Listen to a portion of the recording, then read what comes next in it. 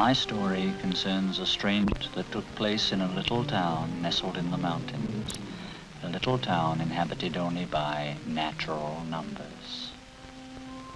But whenever the townspeople gathered together, rumors were exchanged, rumors that other numbers lived in the dark woods beyond the mountains.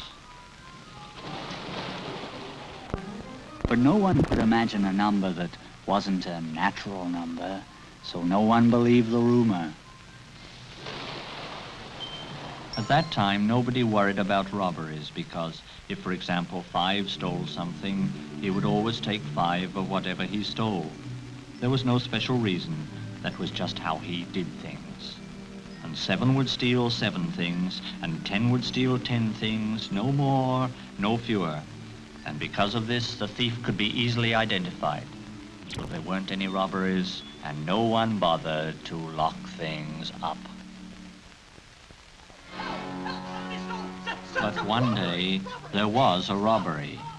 9, who was the baker, rushed over to the sheriff's office. 763, who was the sheriff, leaned back in his chair and asked 9 what was stolen. Just a little piece of bread. 1 piece of bread, said 763. I can't believe it. 1 is the mayor. He would never steal. No, said 9. Not 1 piece of bread. A little piece of bread.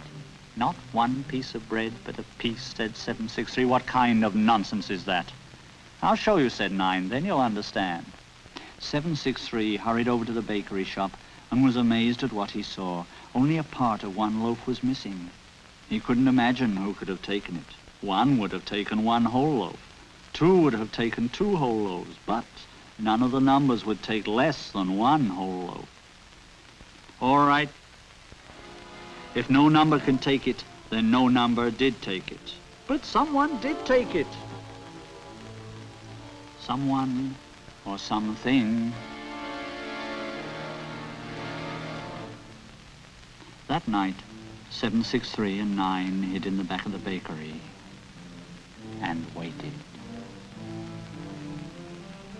Suddenly, a little creature in a black cloak crept in through the door and scurried over to one of the cakes. He cut the cake into 3 equal pieces and took 2 and scurried out, leaving the 3rd piece behind. 763 and 9 ran after the strange creature. 763 caught it by the cloak and pulled it off. 763 and 9 stepped back in horror when they saw what was beneath the cloak. It looked like a miniature 2 on top and a miniature 3 on the bottom. It's horrible, shrieked 9. Then before they knew what happened, the creature ran off. After it! After a long and hopeless chase, they thought they saw the creature run into an old barn on the edge of town.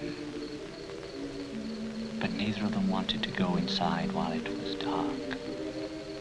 So they decided to wait until morning.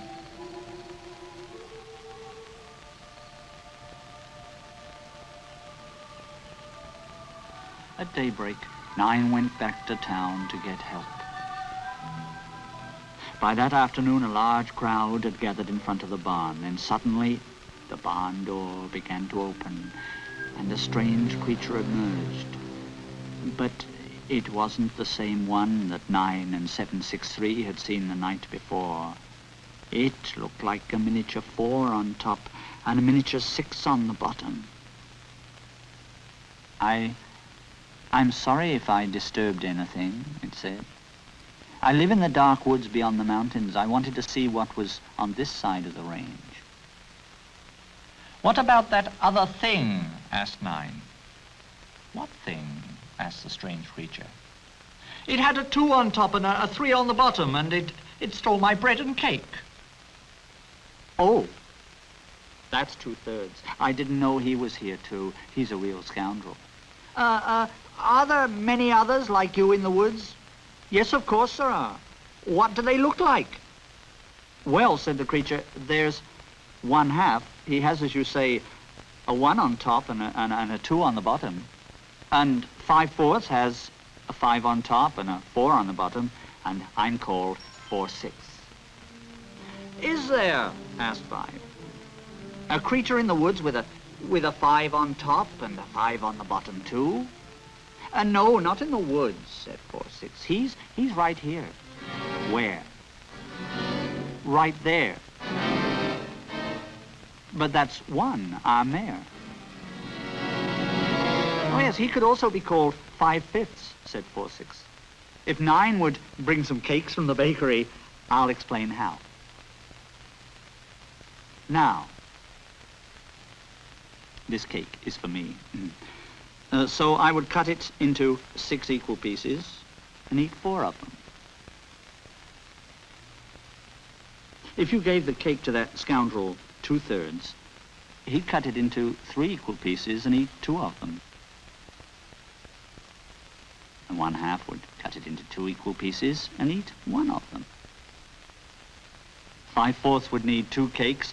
He'd cut each cake into 4 equal pieces and eat 5 pieces.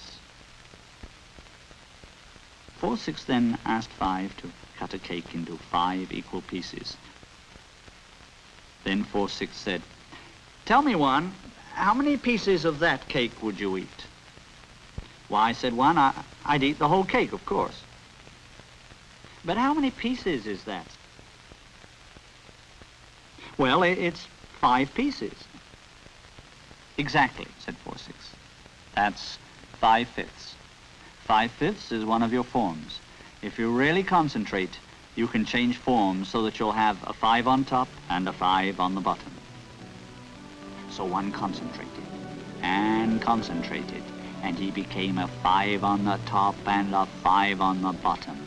But his wife, 186, was so upset to see her husband in this state that he changed back immediately. "You see," said 4/6, "you're a rational number, just like me, and like all the numbers who live in the dark woods beyond the mountains." "But what's a rational number?" asked 1. "Well, any number that can change itself so that it has a natural number on top and a natural number on the bottom is a rational number," explained 4/6. "Can I do that too?" asked 5. "Certainly," said 4/6. "All natural numbers are also rational numbers. Pick a bottom number." "I'll choose 3. "All right," said 4/6. "You eat 5 cakes. So we'll let 3 cut each cake into 3 equal parts. Now, how many pieces will you eat?" "Let's see," said 5. "I'll eat 3, 6, 9, 12, 15. 15 pieces. So, one of your forms is 15/3, said 4/6. Because when you cut each cake into 3 equal pieces, you eat 15 pieces. And it was true. For with that, 5 changed into 15/3. But 3, his girlfriend, fainted, so he changed right back again.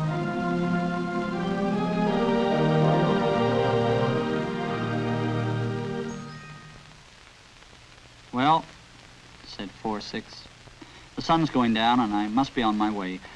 Goodbye, fellow rational numbers." "Just a moment," said 763. "Where is 2/3? He's wanted for burglary." "I don't know. Since we're all rational numbers, I'm no more responsible for him than you are." "That's right," said 1. "Have a safe journey, 4/6, and remember, you're always welcome to return." Afterwards, 9 discovered he could become 18/2, and 1 said, "I'm 2/2, and 3/3, 4/4, 5/5. "Wait a minute," cried 763. "All of us can have many different forms." "That's right," said the others. "Then," said 763, pointing to the mountains, "they can have different forms too." "Of course," agreed the others. "Then," said 763, 4/6 can take other forms also." "What do you mean?" "I just have a hunch," said 763. "Look at this piece of cake. If we cut it into 6 equal parts, our friend 4/6 would eat 4 of them." "That's right," agreed 9. "So we'll put 4 pieces on this tray." "Now," asked 763, "how much would 2/3 eat?" "Well," 9 said, "he'd cut it into 3 pieces and interrupted 763, "eat 2 of them."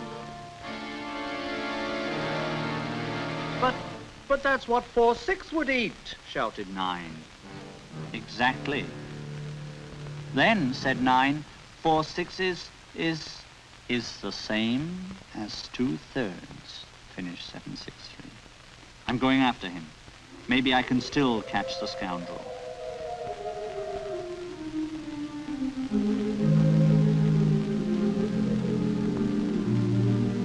Throughout the years, many of the rational numbers from the woods came into the town to join the natural numbers, until the time came when all of them lived there.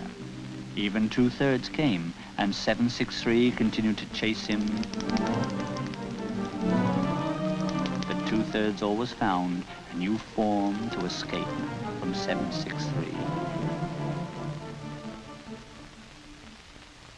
Many years later, rumors came that strange new creatures were now living in the dark woods beyond the mountains. The rumors said that these creatures were numbers too, but they couldn't take the form of a natural number on top and a natural number on the bottom. It was said that some of these numbers were rational numbers, but some weren't. But no one could imagine what a number would be like that couldn't take the form of a natural number over a natural number. So no one paid any attention to the rumor.